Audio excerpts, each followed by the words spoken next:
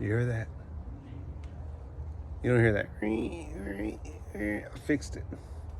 Some good old electrical tape.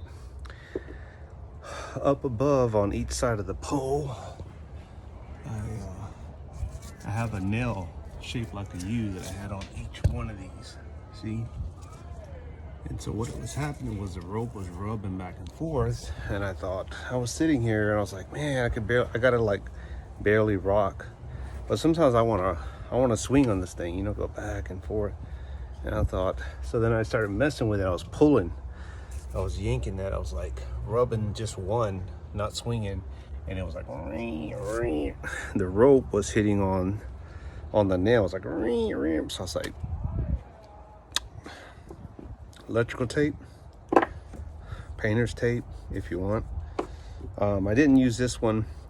It's like a rubbery electrical tape, but this worked just fine. I looped it around the whole U, took off each one, which was a pain in the ass, but you know, but now listen.